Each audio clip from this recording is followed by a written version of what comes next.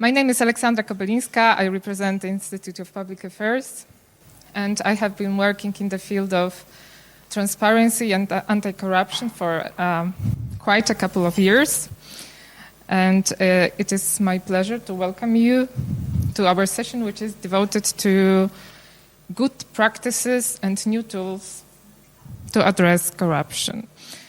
Well, I think the reason that corruption emerged as one of the most important topics of this forum is that it is indeed one of the crucial prerequisites of building a healthy and stable democracy. And as we have heard in the previous panel, there are a lot of challenges related to the condition of democracy. Our session is very much linked to this topic. We can say that corruption and democratic backslidings are best friends. They reinforce each other, which can turn into a vicious circle because democratic backsliding fosters corruption, but it is also in turn fueled by corruptive practices. So we want to take some reflection on how we can tackle corruption. Sometimes it is possible on the national level. Sometimes we take small steps on the local level. So our experiences in this field differ. Unfortunately, there is no silver bullet to solve the issue of corruption. So we have to engage in some very tedious everyday life work to strengthen integrity and transparency in our local politics, in society, and in culture, step by step. So we will have here some few inspirational examples of anti-corruption initiatives that we can learn from. We will share some success stories, hopefully, from Hungary, from Czech Republic, and Poland, of the initiatives that were addressed at specific challenges related to corruption prevention. So we will start with the presentations. After each presentation, I will give some space to ask some direct questions related to the project or make some comments. And then after all the presentations, we will start the broader discussion on the topic that we are discussing. So our first presenter will be Miklos Merenyi, who is a political scientist working for K-Monitor, which is one of the leading anti-corruption initiatives NGOs in Hungary. And within the organization, Miklos is responsible for the activities related to municipalities and local democracy. He's an expert in local politics, in budgets and participatory democracy. But he's also involved in developing some civic tech tools to increase accountability and citizen engagement. So he has quite a vast experience, and he will share some of his experience with us today. Thank you. So this is my team, K-Monitor, and I'm there. I'm Miklos. Basically, we are turning 18 next year, so it's an 18 years old NGO, and I'm working there since in the last 10 years. And at the beginning, so like 10 years ago, 8 years ago, we were kind of famous for doing three things. Policy advocacy, so classical like anti-corruption work, and freedom of information lawsuits. But we did also some creative events, some creative methods, making use of public data. So basically, for example, digitalizing asset declarations, which were like scanned PDF documents through one night, or we created a lot of databases on corruption cases, but also like how, for example, hotels and restaurants are owned by politically exposed people. So this, as you can see, it's like local democracy, and like the local level is not there. But it became very, very important for us in the last few years. Why? Dania gave us a brilliant presentation about what happened in Hungary in the last decade, and we experienced ourselves how the government alienated civil society, and we were tackled by all these measures that Dania mentioned, and like. Basically, after, we were very active, for example, in OGP, and Hungary left OGP in 2016. So after that, we just realized that the doors are closed for the central government, and we turned to the local governments. And in 2019, we had like a window of opportunity, because there were like big changes in the local level, in the big city level. So new progressive actor gained won the election and became mayors, and basically this was the the starting point of the project that I will talk you about. So just a little bit of context. So we have this analysis, local governance in the process, which we created together with, for example, Oživení, and I just want to show you one slide about this, because I think in the region Hungary, and the situation of Hungarian municipalities is very specific, because it was under COVID. Hungary was the only country in the region which had hegemonic political power, so the government used COVID to centralize, and like the basic situation was also like against municipality and local democracy, because it was already a very centralized administrative system. So the percentage of state budget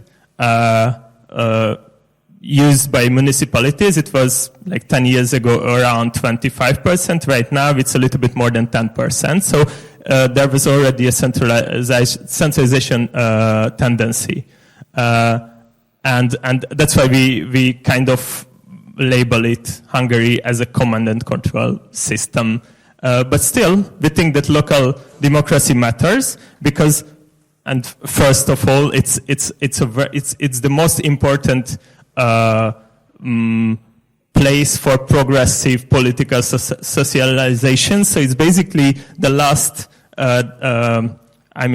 democratic counterbalance to the government, because the government, it's a very Hungary is it's a captured state, and we don't have any other political institutions that are democratically elected, and they have the chance to, give another representative claim to the citizens, or oppose what is going on.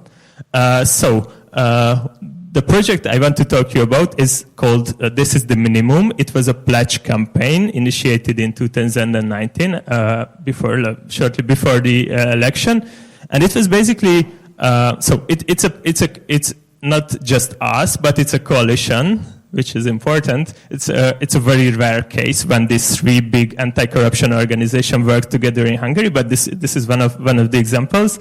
So Atlet, K-Monitor, and the TI chapter in Hungary collaborated on this project, and the idea was initially it was to make an open call and ask candidates to join a very detailed transparency policy program. So it was basically a 42 points long list of data items that should be published on the municipality's website. Very detailed, and we asked the candidates to make a commitment about when they gain or when they become mayors or council members, they will work and they will do whatever they can to make, or to put this data in the right format to the municipality's website. It's just, I don't want to go into details, but it covers 6 main topics. You can see it on the screen. It covers not just the municipality, but the municipal enterprises, which is another important aspect, and often it's not taken into account.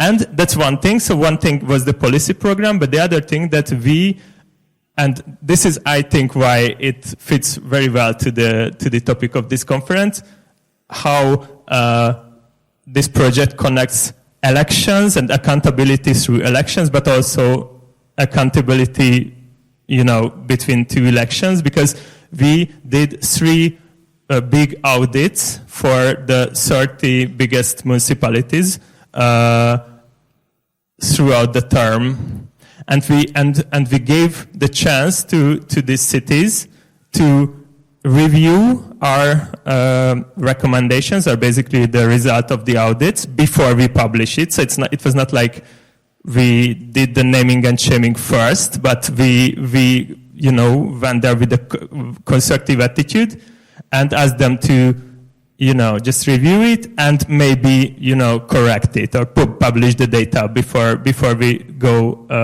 live.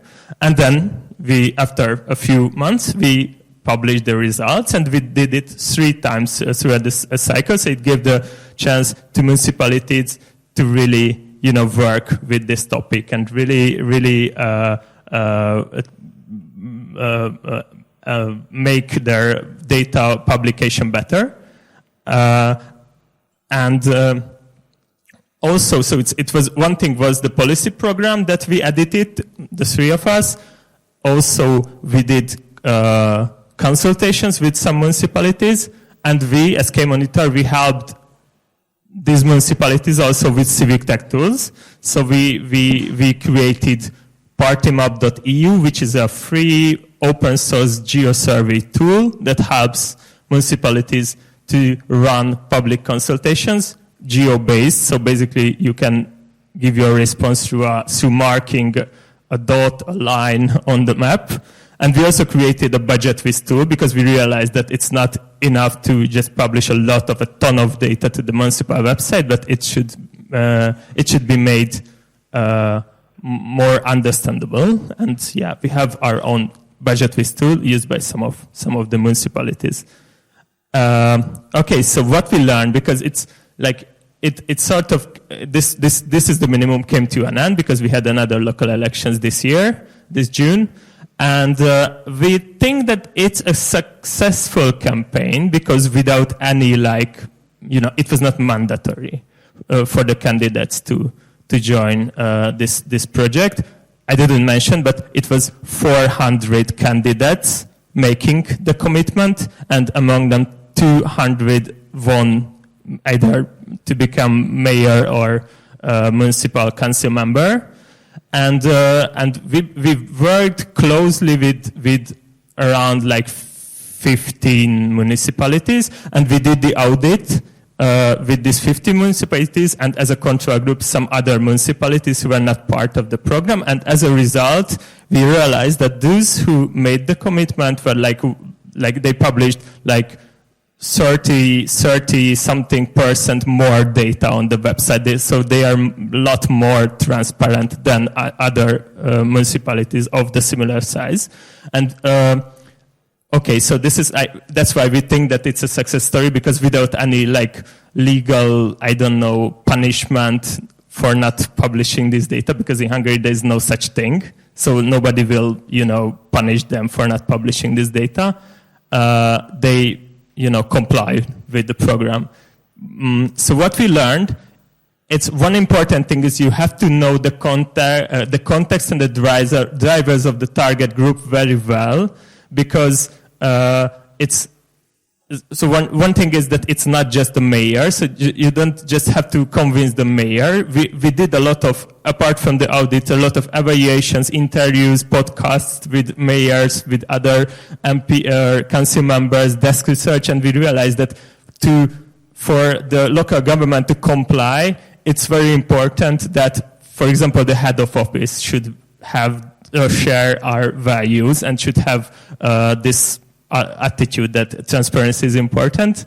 And the context, so why I think for the first place this project was successful is that in 2019 a lot of mayors to be, they were already pro-transparency warriors in the local context. So they were like local council members before that, and they fought for transparency, and then they became mayors. It was not I'm not saying that they would do this thing without us, because it was an important work to make transparency somehow part of their agenda. They were not, it was not by nature that they did this. It's a very, very slow and bureaucratic process to make the city hall prepared to do this job on a daily basis.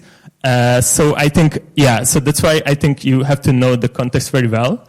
And also, if you know the context, you can navigate through very difficult political situations because they use you. Obviously, they are politicians. They want to, use this pledge as some, positive sign toward the electorate. That's why we learned how to communicate in very clear statements. So, for example, if you say to a local government that you are 1% above the average of the big cities, then they will say, okay, the job is done. We are above average, so we don't have to do anything anymore. So, for example, we fine-tuned several times how we communicate about the results. It's very important, and it's an iterative process. And okay, it's a bit like, it may sound a contradiction, but you have to be a point of reference throughout the whole term of office, so through 5 years in our case. It's not just you do the pledge campaign and that's all. It's important, and we do realize it, and it was important that we were there through the whole cycle, and we did the audit several times, and we will continue it in the future, because that's how this topic will become part of their expectations, and they will do it time to time, and so it's important. But also you have to be open about refreshing your policy agenda. So, for example, at the beginning, we thought that it's an anti-corruption measure, but it's not just an anti-corruption measure. So, it's in the Hungarian context, transparency is more about political socialization, having these democratic routines, having for the civil society the chance to consult the decisions, and it's anti-corruption, and how a municipality can save money through transparency it's not the top of the list, and it doesn't resonate very well with the decision makers. Okay, last point, and it's very important that it was the effort. It was the effort for mayors and for council member. All the top of the list mayors won new terms with bigger, majority than before.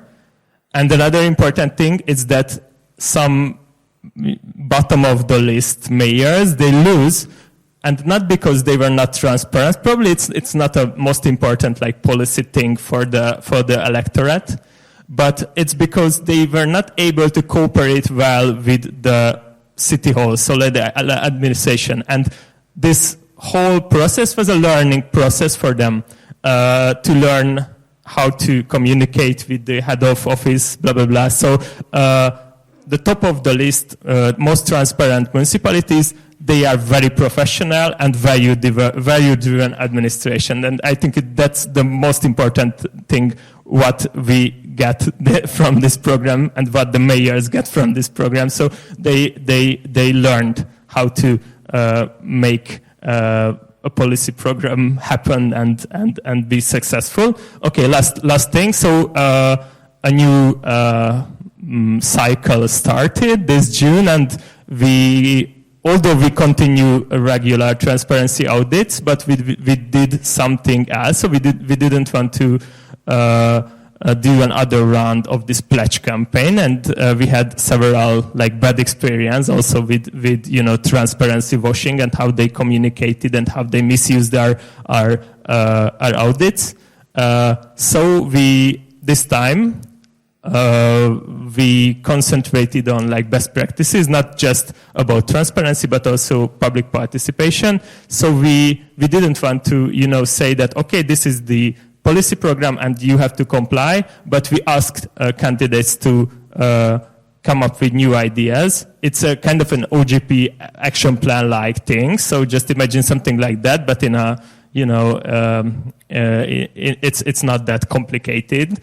They came up with one idea, and we helped them to implement this idea, some democratic reform, and we hope that this is not 200 candidates anymore. It's just about like 15, but we hope that throughout this cycle we will be able to work with them and make this reforms happen. And I'm very happy that I see that since I'm working on this topic like in the last 10 years, that if one municipality or several municipalities are able to implement something, then it will be part of the slowly, but it will be part of the the normal daily life of municipalities. So they will learn it from each other, and that's what we want to help through this program, which is called Let's Build an Open Municipality. Okay, thank you for your attention.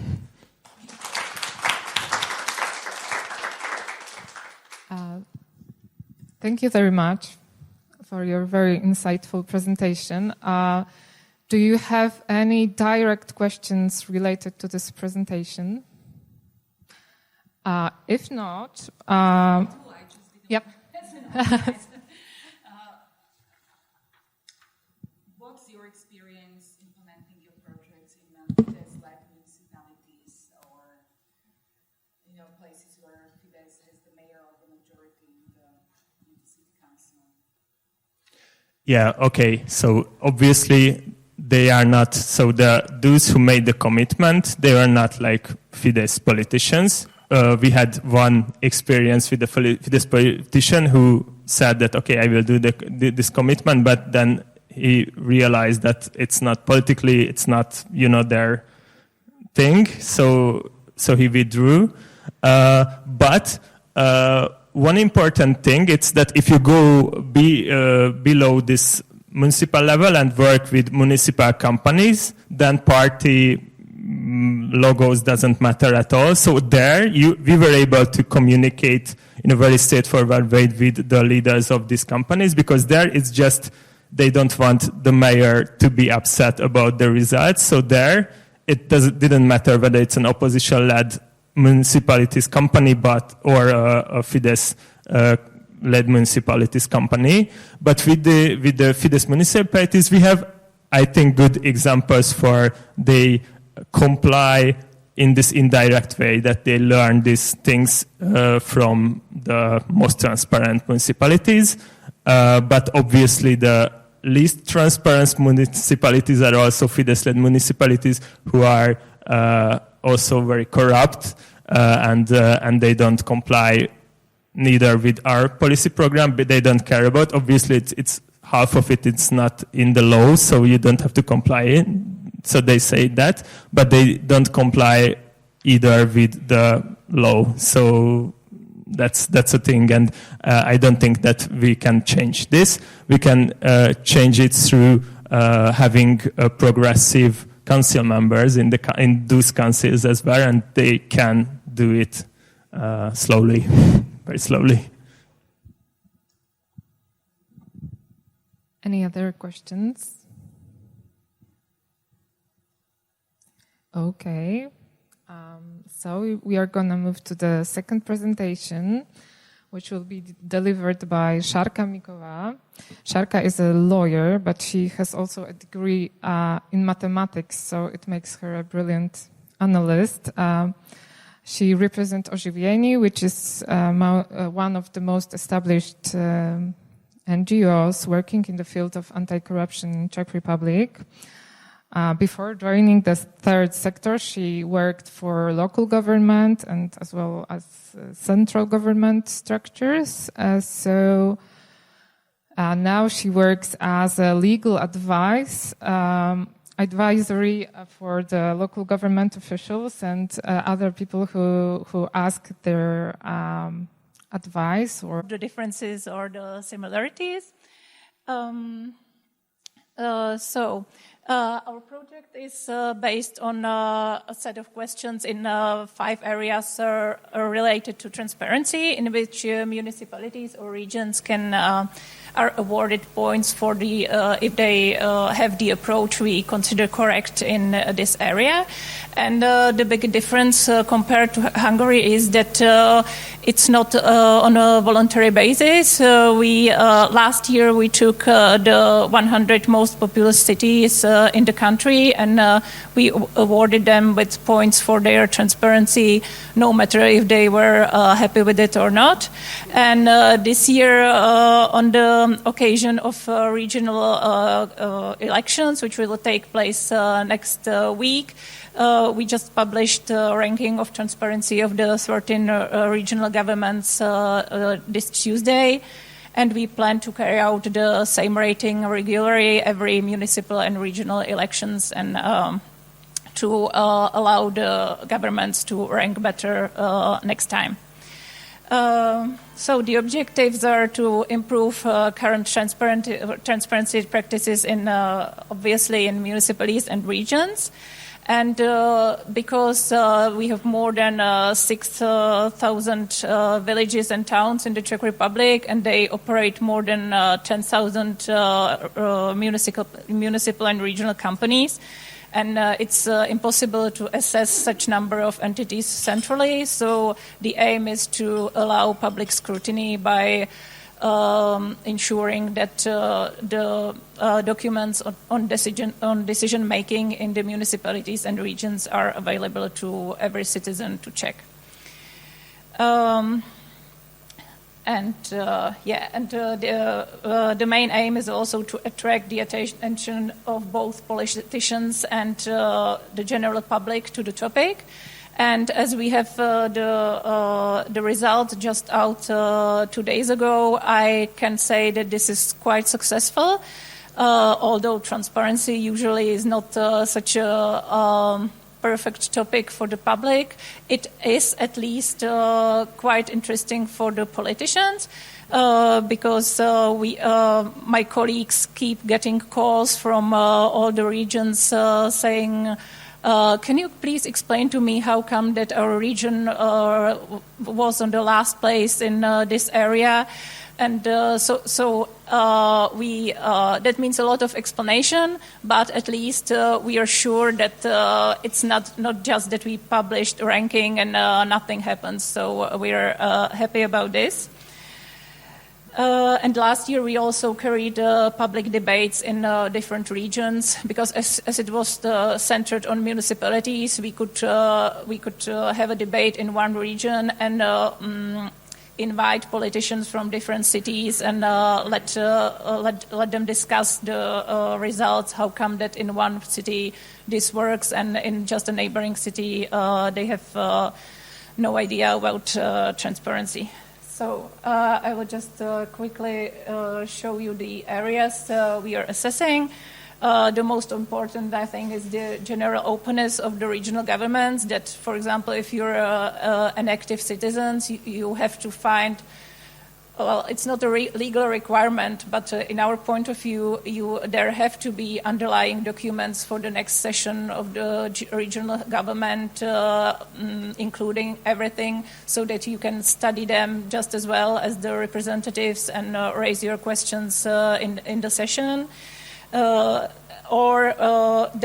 resolutions of the regional governments have to include every attachment, because if you find a resolution approving a contract for whatever and the contract is not there, there's no public scrutiny possible. Or, as Peter was saying in the previous panel, we are also trying to ask for maximum. So our idea, for example, is that you could, as an active citizen, registrate somewhere with your email address that you would like to be receiving invitations for this and this committee, for example, construction committee, and to get an invitation together with the themes discussed. So this would allow the active citizens to really be following what is going on. So that's. But you can imagine the reactions of the regions when they ask them, "Do you have such possibility of invitations?" They're like, yeah. So some of the questions are the real basics, like underlying documents for sessions, and some are like more high tech. Is there one municipality or city in the Czech Republic that has this proactive approach? No, I'm afraid that. I'm afraid that, when we assessed the results afterwards, I think we had like 60 questions in this first area, and there were only 3 of them which were like really zeros, and this was one of them. But it's actually quite nice to see that even if there are other maximalistic questions, there is one region here and there that is complying with what we... I think it's great. I wish there were... And even like when they don't have it this time, we give them the time to consider if maybe in 5 years when we do it again, if it's really such a no-go thing to have it next time. Then regional newspapers. I don't know what's the situation in your countries, but in Czechia, it's really a powerful communication tool that every citizen gets in his post box, and it seems like objective reporting, but what we monitor is whether there is at least any space for opposition or polemics, and not only there's almost none, but the situation is getting worse and worse, because also outside Transparent Czechia, my colleagues are working on this for many years, and it's getting worse. And there's also increasing number of like shaming statements in the regional media. Then obviously public procurement contracts, how the region depends on a narrow range of suppliers if they are really pro-competitive. As to whistleblowing, we see to whether they have proactive approach or whether they just comply with the legal requirements and in general are afraid of a notification being filed.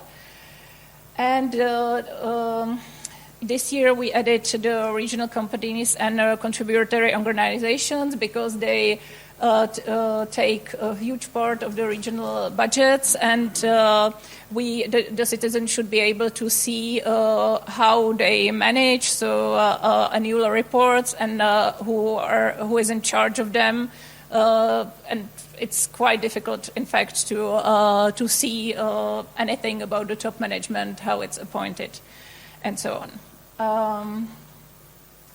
So this is then how the results are presented. So you can choose your region, see how the different cities in your regions were assessed last time, and this is then when for your particular region you can see how many % in each area it was awarded, and the lighter color is the average. So this is a nice example of Central Bohemian region that scored 0 in the regional organizations, and we were asked by them immediately how. And below you can see that after each question you can see how much points they got, if it was right, the link where we found the information, and by clicking on the little you get the recommendation of the good practice. So we consider it as well for us and for the public and for the politicians as a tool for presenting good practice and altogether for all the questions we consider important in transparency.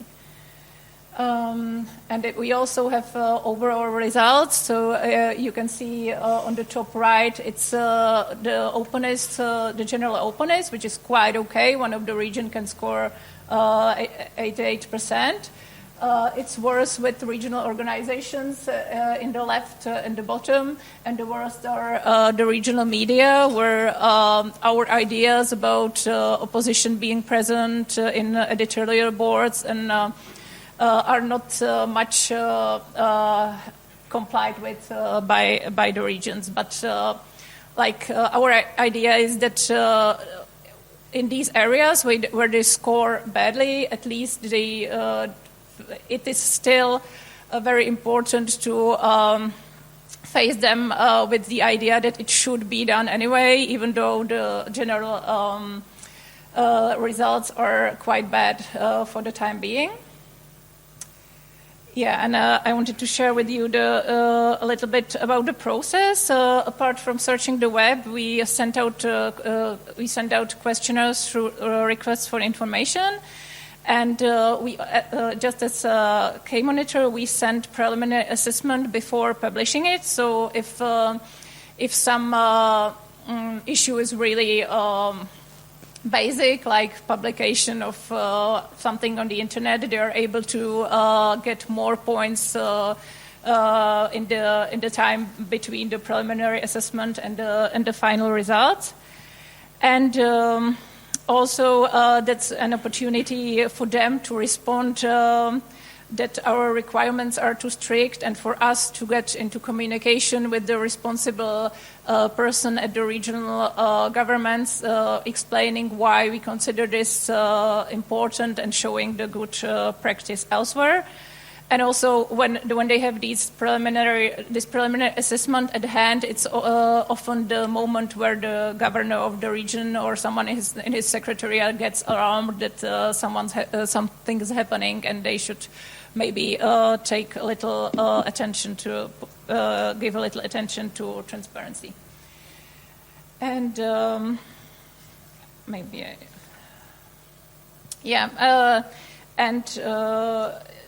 the overall results help us to see where, in what aspects all the regions are already transparent. So, for example, all the regions already have the publication of plan of meetings on their webpage, or almost all have audiovisual recording from the meetings. And then again, the maximalism. We would wish for transparent selection process for top management of the contributory organizations and regional companies, and there was absolutely none organization at all that would comply with it. But but it is already in place in some form for state-owned companies, and the budgets or contributory organizations are very large, so we see no reason why this shouldn't work at local level as well. The active citizens and oppositions, we believe, thanks to our project, have an overview of the weaknesses of their region at hand. So, for example, if their municipality scored 0, they have quite a paper in hand, for allowing them to execute some pressure on their municipality. Oh, and I forgot about one point. We have the 5 areas, and we were also always discussing whether or not integrated into one general mark. But as we now are getting the reactions after this regional assessment, it seems that it's better not to integrate it, because we have one region that scored almost the best in 4 of the areas, but scored really low in the 5th one. And we got their reaction quite angry, saying how is this possible? And there was a lot of explanation. And we are persuaded that if it was all put together, they would still be the best, and they would pay no attention to the 5th area where their result was weak. So that's about it.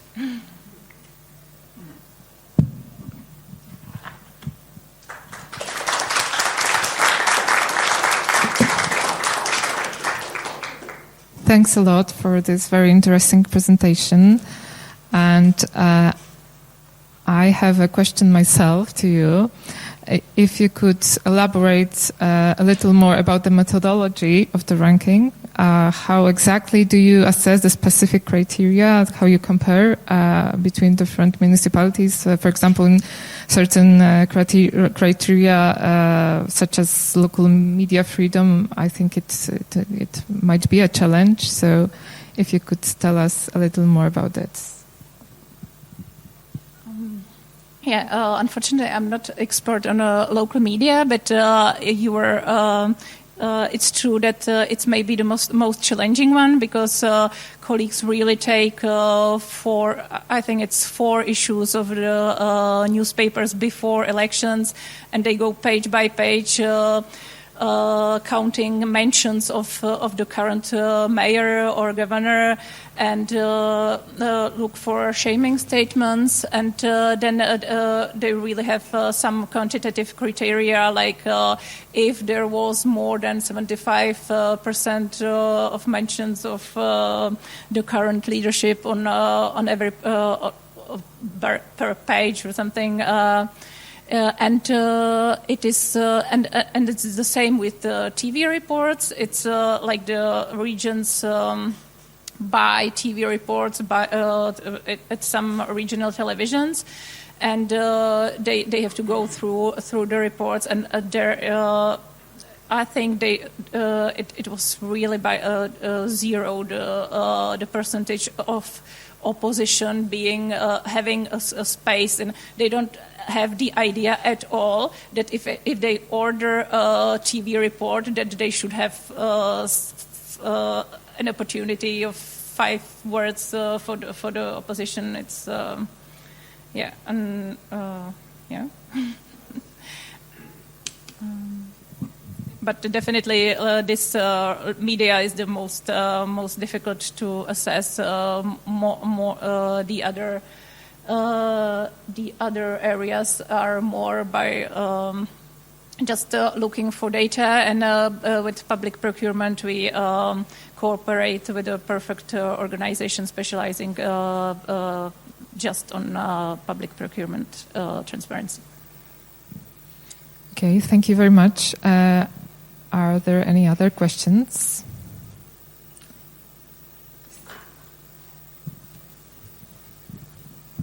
Hi, my question is actually both for Miklos and Šárka. I'm wondering, how do you connect your findings to the public perception of how these governments perform in delivering kind of economic stability and prosperity? Because I think, we know that some of the regions in Hungary, where I know more, are sort of like black holes for economic development.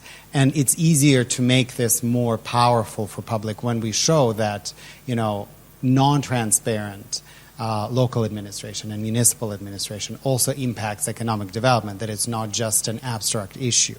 Have you tried to kind of correlate these indicators to get more impact for your findings? Thanks.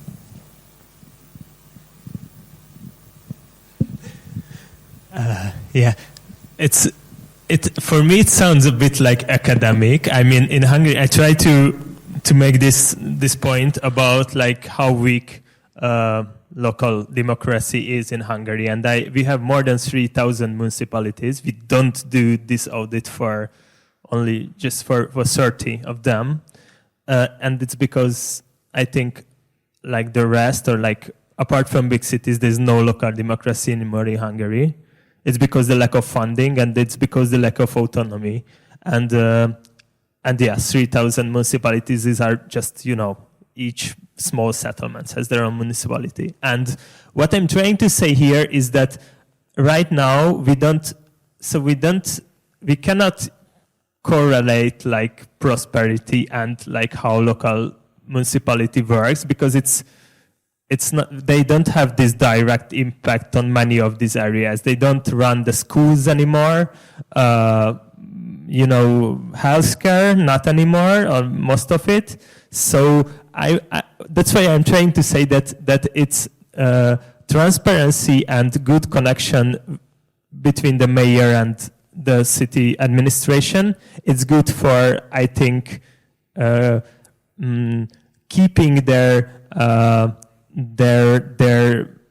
possibility possibility to invent something new, to run a policy program successfully. So like one specific area, but they cannot make from a poor city a rich city. They are not. Municipalities are not able to do that, but they can be innovative and they can keep their relevance in this context. And that's why I think that if they are transparent and if the mayor can be successfully implement this is the minimum program, that I think it's a sign for being or still being relevant and still being relevant for the local civil society and the citizens. But I don't think that I wouldn't run this regression thing with the economic prosperity and transparency, because I don't think that they are that impactful. I think in the Czech Republic, when you have regions that are economically worse, it's very often burdened by the structural reasons. So it would be difficult to make this connection, in my view. But and I would even say that for the time being, we look at it completely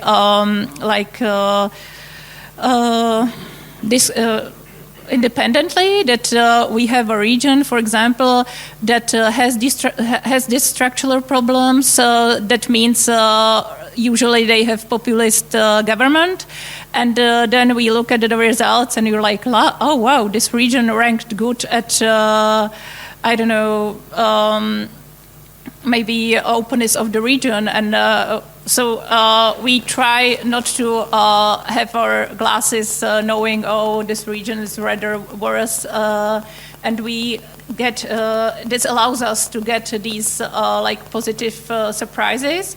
And I think it's also because sometimes this transparency can be an activity of the particular people in charge at the local administration, and not that much of the political leadership. Yes.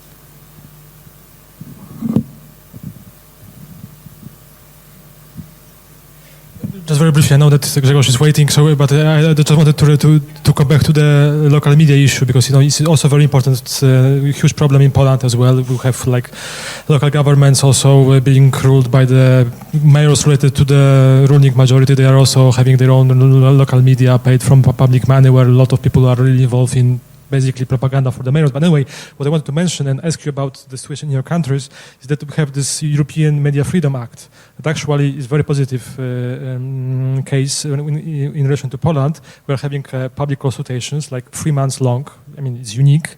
And also the government actually is promising that they want to do something maybe to abolish this kind of using public money for providing this local governments. And that's why I wanted to ask you if something like that is also being discussed maybe in Czech Republic, I don't know, Hungary, sorry, but maybe at least Czech Republic, if there are any similarities between our countries, if you heard about something like that. I'm afraid I haven't heard about any such debates yet. So I'm afraid for the time being we are still left with that a little bit Don Quixote discussion with the regions saying this is not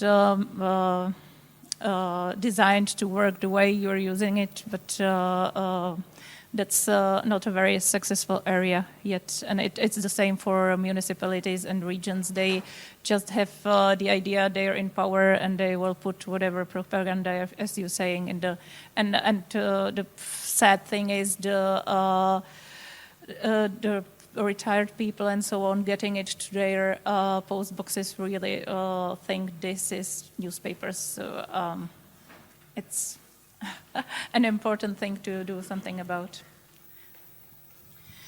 I have a very quick question. Are you working with some civic movements, urban movements on the ground, kind of creating the pressure on the side of the civil society, so they would be as well pushing alongside your data and evaluation for these, changes at the level of the municipalities? Do you have, because for instance, why I'm mentioning it, so under the CISE project, we work with Pécs County Network in Hungary. We work with Rescue Action for Cities, and we were just like having an eye contact with Maciek and Joanna, that exactly like transparency is one of the agendas in terms of Krakow, the Rescue Action for Krakow is fighting for.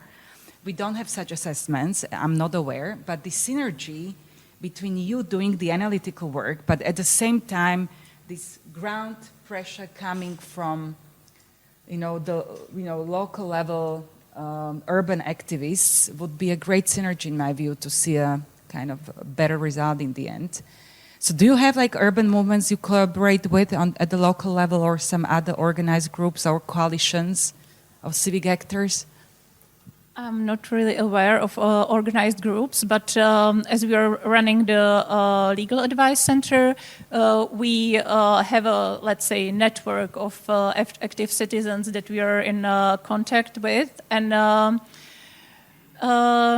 there's still some space for improvement, but we would like to use the results of this project in telling them, yes, in this legal issue you're dealing with, the problem is your municipality is not enough transparent. Show them that it is possible even if you're in your neighboring town, and use it as a sort of weapon for your pressure, but it's nothing really established yet.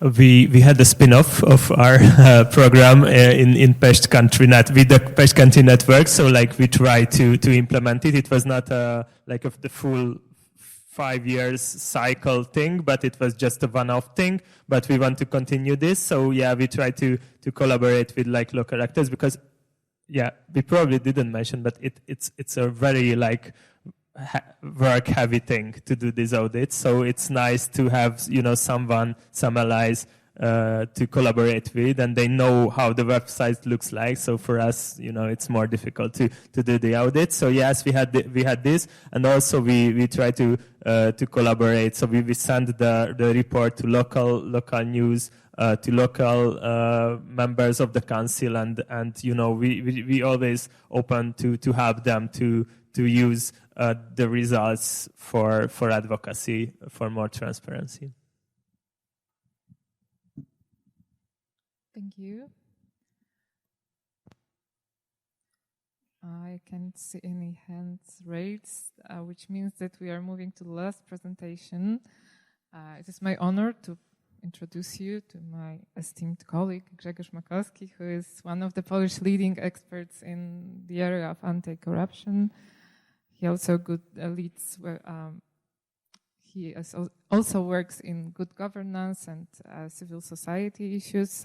He's a professor at the Warsaw School of Economics, and he also works for the Batory Foundation as an expert. So he's also an author of numerous publications in these fields. So he will be presenting the Polish case of civil society initiative related to the act of on whistleblowing protection and the civil society engagement throughout the whole legislative process, because it's a very recent story I think a very important one for our for NGO world and also for our anti-corruption practice. So the floor is yours, Grzegorz. Oh, thank you. And now when you said that I am professor, I felt old, and I am the only person in this panel that doesn't have a presentation. I'm sorry. So I am like this old professor coming for the lecture without any preparation, no presentation. But it's not it's not the case. I mean, the thing is that I decided that for at least, especially for 10 minutes, it would be difficult to present what I was asked to present, because it won't be a project. It's I will tell you a story of 15 years of efforts to implement legislation protecting whistleblowers in this country. So it would be difficult to put it in on a presentation. So forgive me. And so it won't be about a project. It is about an action. So it won't be a presentation, but rather, as I said, story. Not fairy tale, but in the end, with some happy end, more or less. And yeah, I have to watch my time. And I will start like a fairy tale, long time ago. But it was long time ago, 12 years, I think. Because if I was to set some starting point, I would say that the real efforts, real action for implementation of some regulations protecting whistleblowers in Poland started in 2012, where my current organization, Stefan Batory Foundation, published first draft of not even the law, but some proposition of how the whistleblowers protection could be regulated in Poland. So it was 2012, and then at that time I worked in Institute of Public Affairs, and a year after this I moved to Batory Foundation, where it was one of my, let's say, most important tasks, I mean, to do something with it. So it was 2013 when I started working with the draft prepared by my colleagues at that time. And what we tried to do, we tried to convince at that time liberal central government, open government partnership to many pro-transparency initiatives. We tried to convince them that we should have whistleblowers protected, because it was becoming already an international standard, because in Batory Foundation for many years there was a legal aid program, and most of people coming to the Batory Foundation actually were whistleblowers. So Batory Foundation started to be specialized in this type of legal aid. But in 2013 we decided that legal aid it's not enough. We should have some legal framework, basically, because I mean, we can set up a lot of legal aid points and try to help as many as possible whistleblowers in Poland, but without even a legal concept of whistleblower in the law, it was really difficult, to do anything with it, because it wasn't recognized by courts. So that was a challenge, and not even thinking about the culture. So we decided that we will start advocacy efforts to convince that government to implement whistleblowers protection, and we failed. I mean, this government was not interested, and I must say that we were even cheated, because they promised us that they're gonna include this into the anti-corruption strategy at that time, and it was included in one of the drafts, and after some months it disappeared simply, and the strategy was adopted without any mention of whistleblowers. So we were very disappointed. And then in 2015 came what had came, I mean, the Law and Justice government, which of course was not very much interested in protecting whistleblowers. To some point, because in 2015, and this is another milestone, not in 2017, I'm sorry, they presented a draft law on, it was like from 1984, Orwell's 1984. It was called the Law on Transparency of Public Life. And in this law, it was a very big piece of legislation, but the part of this law was related to whistleblowers, but in a very pervert manner, because what they try to regulate, actually, how they try to define a whistleblower, was a kind of, our thoughts were that they borrow it from the Russian regulations, which are not very, let's say, complicated, but they define whistleblowers as a kind of informers to the prosecution. And that was exactly what they put in this draft law. So it wasn't really about whistleblowers, it was about creating a new tool for prosecution to obtain information from organizations about what is going on wrong in these organizations. And they called it whistleblowers, but of course, if you look into the concept of whistleblower, the whole theory of whistleblowing, and the history of whistleblowers legislation around the world, it didn't have anything in common with whistleblowers, actually. So, and the most ridiculous thing was that the status of whistleblowers was assigned by the prosecutor and his administrative decision. So it was really crazy. But it was important for us as a community of organizations, I mean, to come together to stop this legislation and to propose something different. And before 2017, there were some organizations working alone around whistleblowing. But in 2017, we came together in a group of organizations. We have prepared a civic draft law on whistleblowers based on the most important standards of Council of Europe, UN, Transparency International, Whistleblowing International Network. We simply drafted a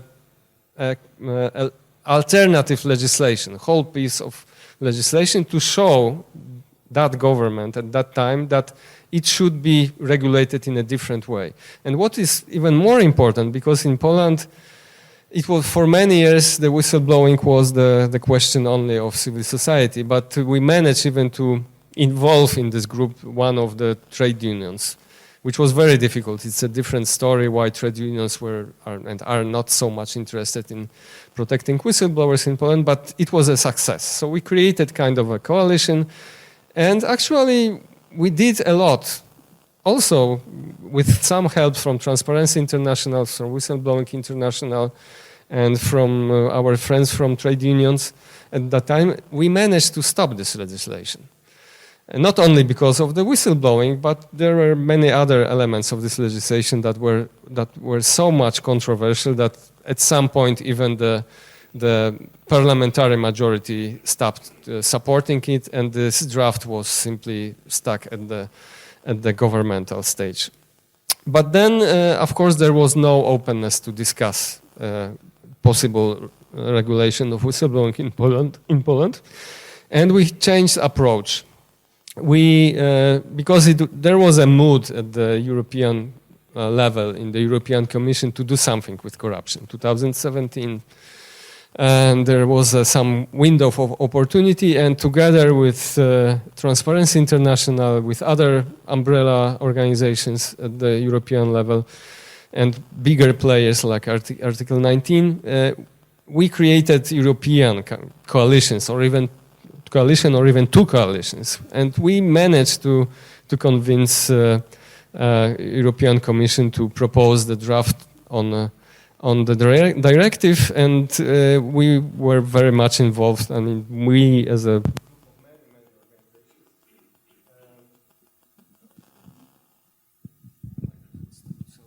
signalizes that maybe I should be coming to the end as well. And the story goes that, as you know, I mean, the directive was accepted, adopted in 2019, and the implementation phase started, and our government was, of course, not interested in implementing any regulations. It ignored almost the directive in 2000, I think, 21, I think. The first draft law of national law implementing directive was proposed, but then for almost 3 years, nothing much was done. I mean, the draft didn't even leave the government stage before elections in 2023. And when the new majority came to power in 2023 and the new government, we thought that they're gonna propose. I mean, we were very late, but the law prepared by Law and Justice government was very bad. So we thought that the new government would prepare some new law. But what they did, I mean, they simply took the existing draft, improved it a little bit, and tried to push it through the government and through the parliament as quickly as possible. I mean, the first plan, it was January 2024. What we knew informally that they wanted to push it through the parliament even in 2 weeks, without any consultations, without nothing. And again, I mean, our coalition, our small coalition, our group, we managed, I mean, to stop it, at least, to force the government to slow it down, to redraw it a little bit, to take in account our civic draft law on whistleblowers. And it wasn't fully satisfactory for us, but at least this law, when it came out from the government to the parliament, looked much, much better. I mean, one of the most ridiculous, let's say, loopholes in the draft was that from the material scope of the law, they removed corruption as one of the reports that would be covered by the legislation. And the whistleblowers informing about, reporting about corruption wouldn't be protected if this legislation would stay in the shape as it was in January 2024. So we had some successes with redrafting this law, with improving it, and in the end, and this is the happy end. In June, after some months of works and also in the parliament, the law was finally adopted. Well, it's not the most beautiful piece of legislation. It's not something that I would really love, but at least, I mean, but this is the revolution in Poland, because from June at least we have this whistleblowers concept in the legislation. There is at least some provisions protecting whistleblowers, and we have corruption in material scope of this law. And just to sum up very quickly, 12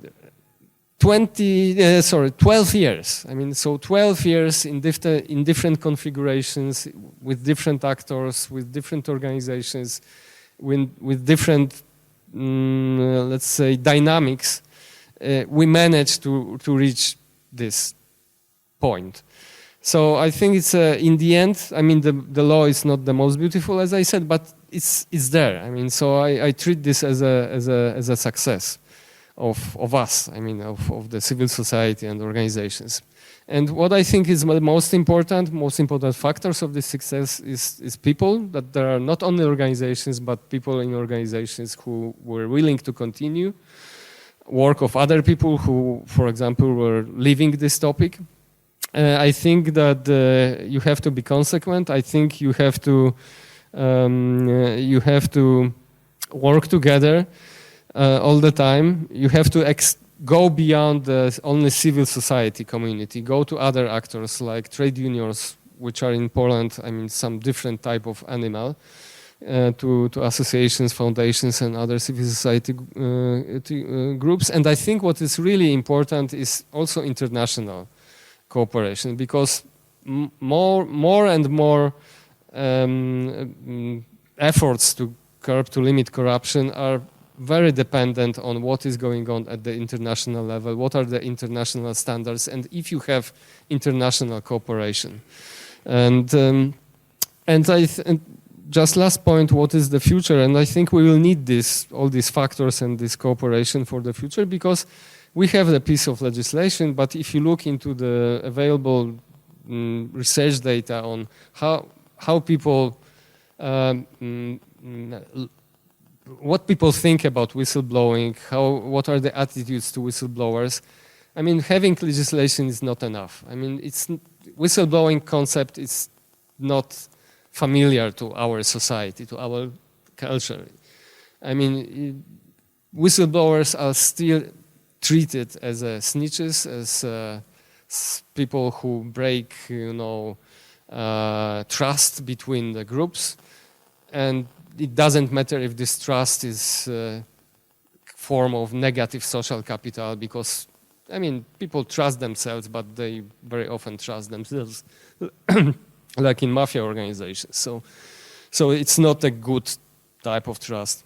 And the whistleblowing is very often treated as a something that is not friendly to your friends, and it's not treated as something that could really contribute to the public good.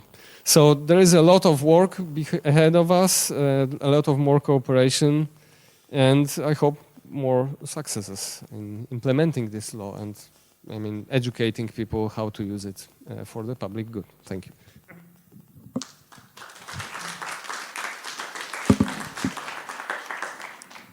Thank you very much, Grzegorz. So I will open the floor to the questions or interventions.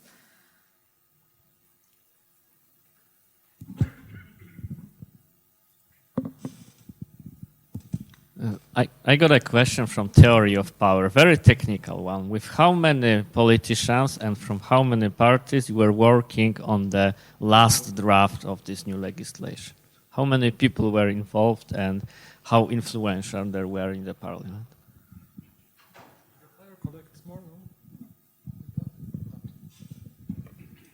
If I understood properly, I mean, how many people in organizations or? How many politicians? Politicians, but you mean politicians, but or also officials? Yeah, that's the question. Were there any officials or only politicians, or were there like... Okay, so because I think I have a good overview, because I was very close on every stage of this whole process. So, I mean, during all these 12 years, I think in the whole government, I mean, different cabinets, maybe there were 2 or even 1 person that was really familiar to this topic and knew what we were talking about at the political level. At the administrative level, I mean, at the level of officials, there were maybe 3, something like this. So, for example, in 2004, when they brought again this draft to the, let's say, to the agenda, I mean, at some point it was really, I don't know how to, it was really touching, I would even say. At some conference, the director from the Ministry of Family and Social Policy, that was the ministry that was dealing with this draft in this last year, in this year, okay. And at some point, at some conference, the director in whose department was this draft, he suddenly, opened himself, complaining that he's the only one in this department and he has only 2 other colleagues who just joined this department and they don't know nothing, but they are drafting this draft law. And the minister, I mean, with all respect to our friendly minister of family and social policy, I mean, I think after many conversations with her, that her knowledge about the whistleblowing was very shallow.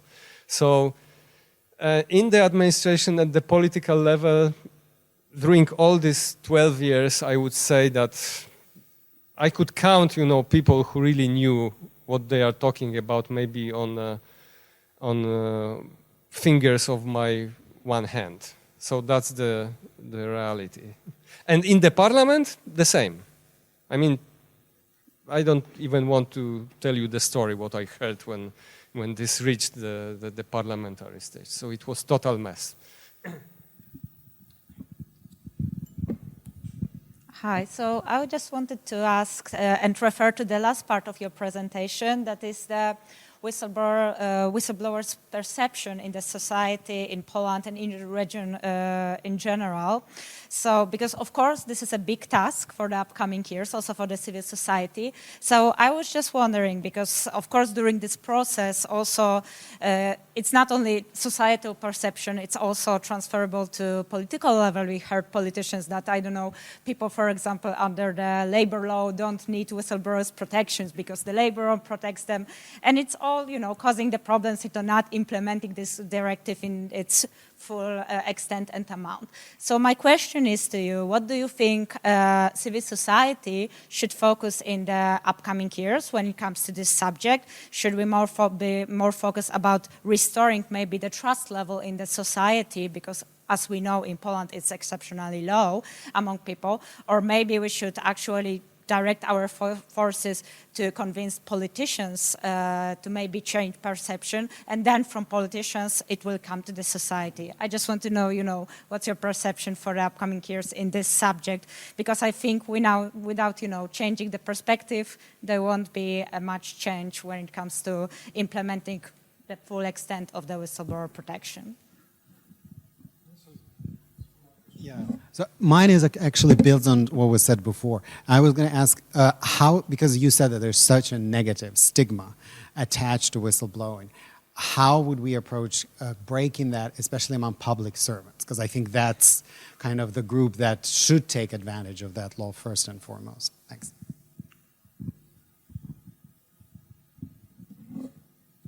Very quickly, I mean, it's something for not only one lecture, I would say.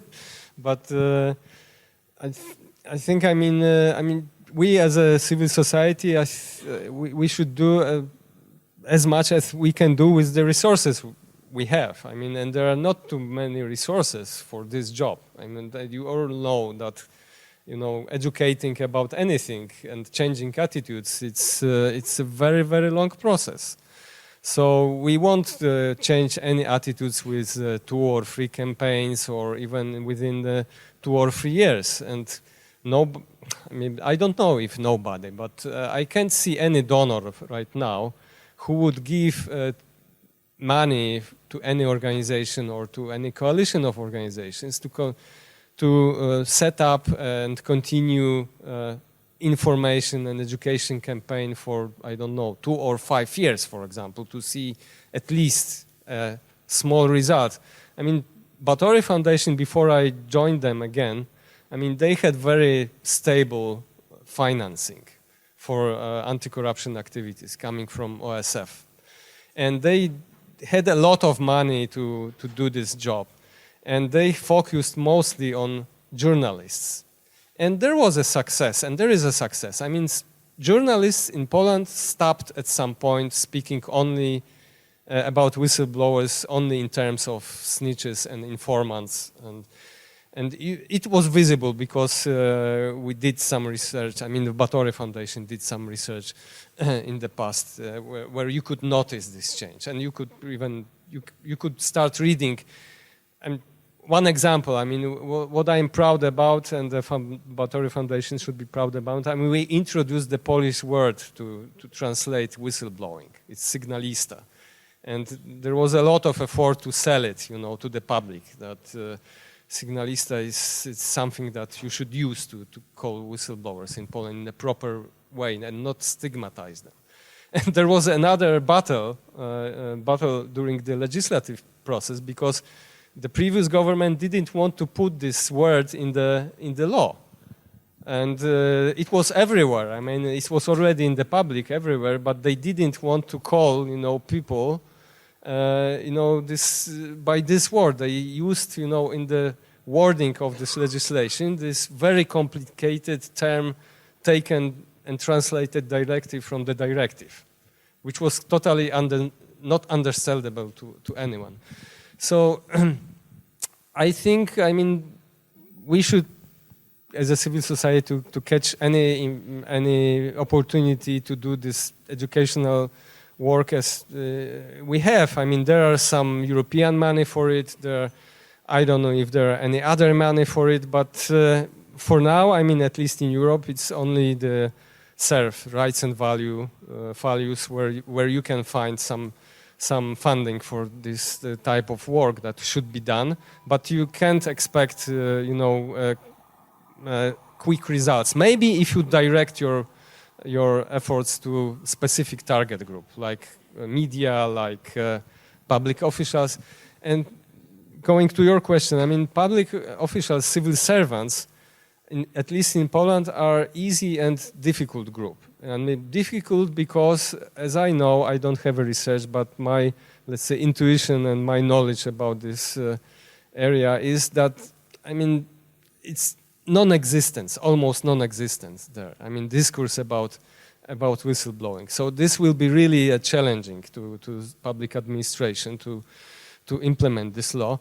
But it's easy when you have, let's say, the government who is friendly to this and the politicians who are friendly, because at least in the public administration and at least at the governmental level, you may find a partner. And they have some money. I mean, so you can work with them and you can work with this part of society, let's say, and you can achieve some, let's say, quicker, I think, results, visible results when you work with them.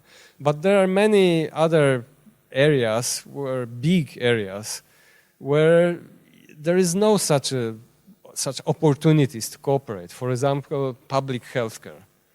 And they are totally different area of, let's say, of the state, and they are very much independent on what they do, and they don't want to learn. I mean, the medical personnel, they don't want to hear about whistleblowing. You know, they are very reluctant to this. So if there won't be a political will, if there won't be engagement, deep engagement, for example, from the Ministry of Health, I mean, there will be serious problems. But there are also, areas where there is much progress. I think the private sector is well prepared to this, because especially bigger companies with their mother companies from Western countries. So you can get some experiences and get some maybe friends from there and do something with them. But this is a difficult task. I mean, and if this is not on the prioritized on the political agenda, it will be difficult to cooperate even with the politicians. But we'll see. I mean, at least I am happy that in Poland the Ombudsman office is in charge of implementing of this legislation as a central public administration body. They got some special funding for it. I know that they are preparing educational activities. They want to cooperate with civil society. So at least there is some, let's say, hope that this strong institution will be a partner in this educational efforts. But yeah, I mean, I don't know. Could I maybe add one example from Czechia? Like, I'm not expert on whistleblowing, so I don't. I hope I won't tell it badly, but. The legislation is in effect just for 1 year, but already we had two examples in quite high-level politics, and the most shocking one was that there was some office for transport infrastructure, and there was a plan of the government to name a person the head of this office. And in the meantime, he signaled to the European Commission that there was something bad happening in the office, and the government, from one day to another, not only stopped the already prepared resolution saying this this person will become the head of the office, but afterwards also cancel the existence of the office altogether and put it under another office, saying that this was not reprisal against this person, and the world is not ideal, so the office will not be put back. It will be under that. We lost an office which, in our view, was functioning quite okay. Was put somewhere where they have no people understanding the agenda. And it was considered as whistleblowing. He got. There were already one or two court decisions, but the problem is that it got into formalist level. Like the government shouldn't have adopted this resolution, so the court said, okay, the resolution is cancelled, but they just adopted another.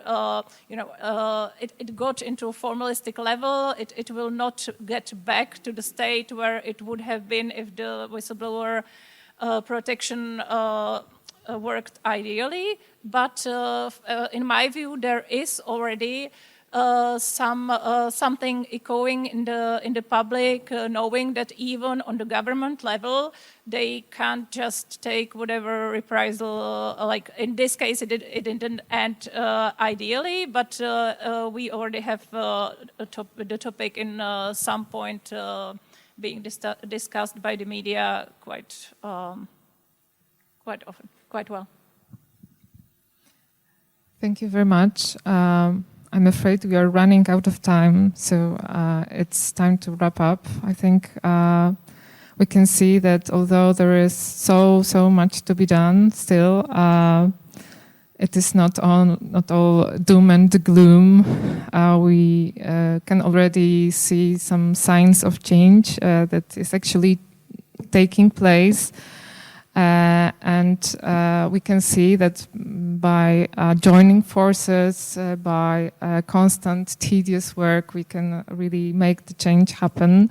Although it's a constant Tom and Jerry race, and there will always be ways to bypass the regulations or find some other ways to do the irregularities. I think we can see that there is also a growing social need to make the transparency the reality. So thank you very much for sharing your stories. I hope the session was a little bit reassuring to you.